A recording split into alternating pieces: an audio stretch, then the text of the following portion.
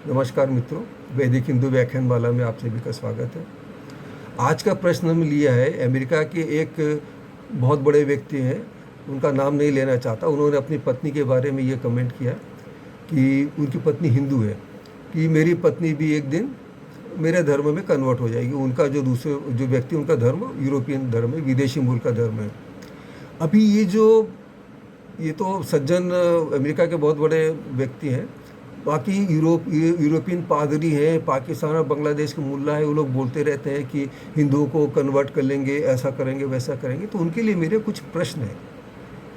भाई, आप जब किसी को कन्वर्ट करोगे तो अपने कुछ सिद्धांत तो बताओगे ना। तो आपका क्या क्या सिद्धांत है ईश्वर के बारे में, आपके क्या क्या सिद्धांत है ये बताइए पहले। वो आपको क्या बोलेंगे? ईश्वर एक है, हम एक ईश्वर को मानते हैं, गॉड इज़ वन।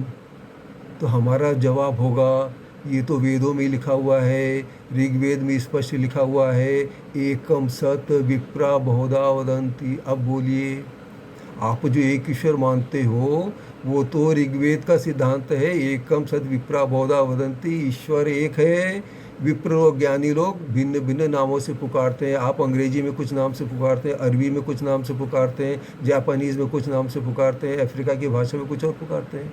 हम भारत की भाषा में ईश्वर बोलते हैं।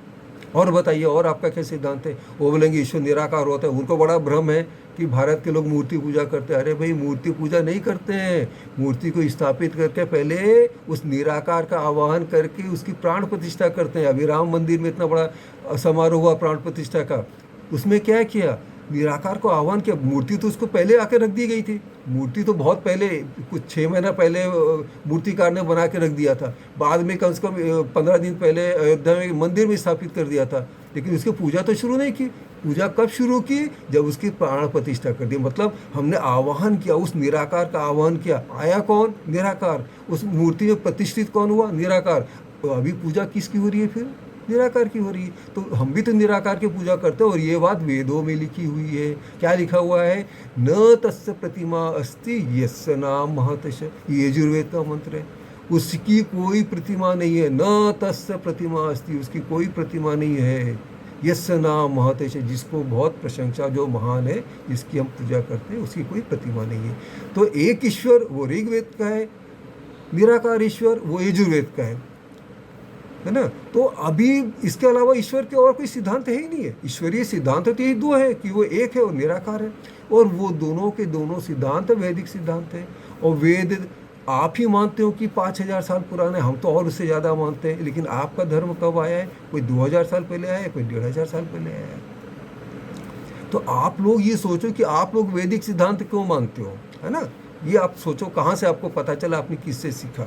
अच्छा, अभी आप ये जो प्रश्न उठाते हो कि ये जो मूर्ति पूजा करते हैं, तो वो हमारे वेदों में ही दिया हुआ है कि देवावह ब्रह्मण रूपे मूर्तम च अमूर्तम च। मतलब वो जो ईश्वर है वो है तो अमूर्त, लेकिन वो मूर्त रूप में भी सामने आता है। ब्रह्म मतलब ईश्वर के 2 रूप में है, एक अमूर्त है, वही मूर्त रूप में आता है। अभी आप जब क्वांटम मैकेनिक्स पढ़ोगे तो आपको पता चलेगा कि जो हर पार्टिकल है, जो फंडामेंटल पार्टिकल है, वो पार्टिकल है बोलो तो मास है, मूर्त है, लेकिन वो बेसिकली वेव है, मतलब अमूर्त है। अभी जो लाइट आ रही है, लाइट बेसिकली वेव है, मतलब अमूर्त है, निराकार है। लाइट निराकार है, लेकिन वो पार्टिकल भी है। इसीलिए इसी बात पे आइंस्टाइन को तो नोबेल प्राइज मिला है। भाई, light has got dual nature. वो वेव भी है, मतलब निराकार भी है, और पार्टिकल भी है, मतलब साकार भी है। ठीक है। और हमारा ये जो इलेक्ट्रॉन है, इलेक्ट्रॉन में मास है, मतलब वो साकार है, लेकिन वो निराकार भी है, क्योंकि वो वेव नेचर दिखाता है। ये तो सारे ड्यूअल थ्योरी आपके क्वांटम मैकेनिक्स में बताए हुए हैं।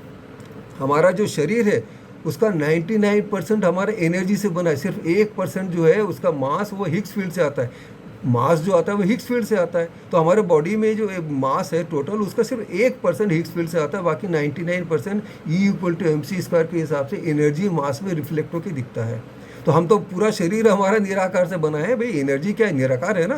एनर्जी आप बोल सकते हैं क्या 1 मीटर लंबा एनर्जी दे दो, आधा किलो एनर्जी दे दो, ऐसा नहीं होता ना। तो एनर्जी निराकार है, वही एनर्जी साकार रूप में आ रहा है। हम लोग सब कुछ तो निराकार से बने हैं ना, एनर्जी से बने हुए हैं, है ना। तो वही जो एनर्जी, वो ईश्वरीय शक्ति जो है, जो निराकार है, वही साकार रूप में सबके सामने आती है। ये हमारा वैदिक सिद्धांत है। इसलिए मेरा सबसे निवेदन है, जो विदेशी मूल वाले हैं और विदेशी मूल के धर्मों को मानते हैं, कि भाई आप जो एक ईश्वर मानते हो वो ऋग्वेद का सिद्धांत है, आप जो निराकार ईश्वर मानते हो वो यजुर्वेद का सिद्धांत है।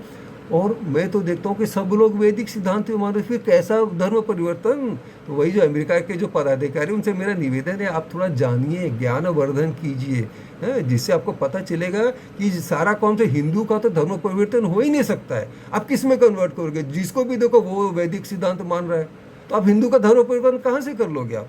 भाई धर्म परिवर्तन तभी ना होगा जब आप कुछ नया बताओगे। अरे वो आप ही जब वैदिक सिद्धांत मान रहे हो, वहाँ हिंदू भी वैदिक सिद्धांत मान रहा है, तो फिर कैसा धर्म परिवर्तन? चलिए इस वीडियो को ज़्यादा से ज़्यादा प्रसारित कीजिए और वैदिक हिंदू चैनल को सब्सक्राइब कीजिए, लाइक कीजिए और हमारे इस वैदिक आंदोलन को आपका समर्थन दीजिए। नमस्ते।